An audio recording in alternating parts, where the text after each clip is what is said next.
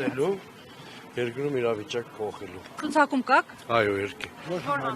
Դե կոռեկտ չի միջև հնչեցնել է, ես հնչեցնել։ Լավ, հաստատուն դիրքերում է։ Իսկ ինչպես եք պատկերացնում այդ իրավիճակը փոխելը։ Դրություններով։ Չէ, ես դες բան չասեմ։ Իսկ առաջին տեղում ով է։ Ինձ ակնհայտ է ձեր հարցը, Գագիկ Ծաղուկեն։ Ես իրավունք չունեմ այդ հարցը։ Անակնկալ է լինելու, պարոն Սուրենյան։ Չեմ կարծում, երբ որ անհրաժեշտություն լինի, պարոն Ծառուկյանը կհայտարարի։ Պարոն ասացի Գագիկ Ծառուկյանն է առաջին համարը ցուցակի։ Այո։ Այսինքն անակնկալ չի լինելու վարչապետի տեխնացուի անունը։ Ես չեմ կարծում, որ այսօր այդ մասով ինչ-որ բաներ նորություններ ենք տեսել։ Բայց եթե առաջին ցուցակն ավտոմատն է վարչապետի Ավտոմատ ոչ մի չի ենթադրում, եթե քաղաքական ուժը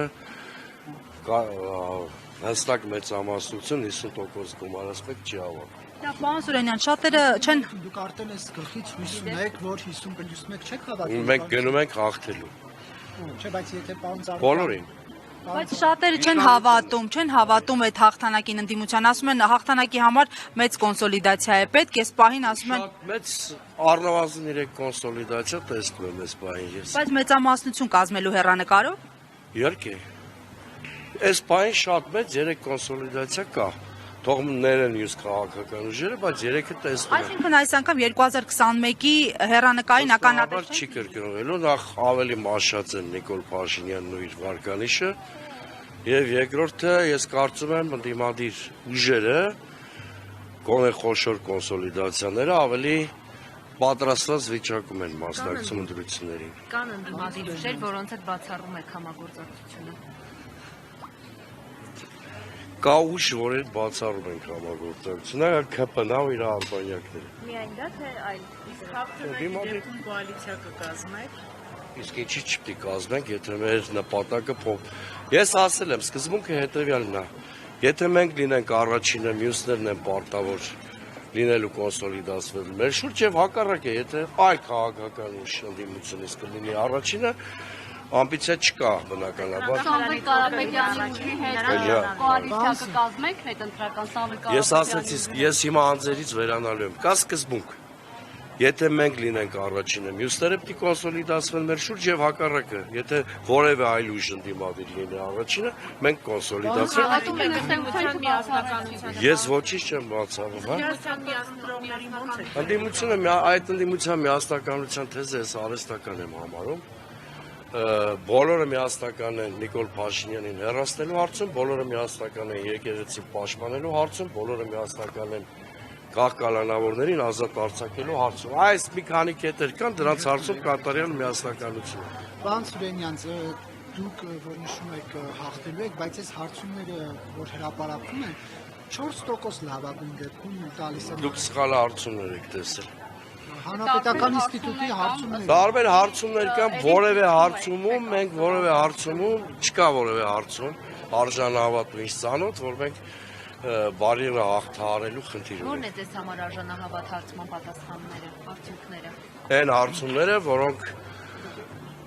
մասնագիտական կազմակերպություններ են անում եւ որպես կանոն դրանց մեծ մասը փակել լինում է։ Բայց կա տվյալ օրինակ այդ ձեր ասած արժանահավատ հարցումները քանի տոկոս եք դուք հավաքել։ Ես հարցումների թվերը հիմա չեմ ասի,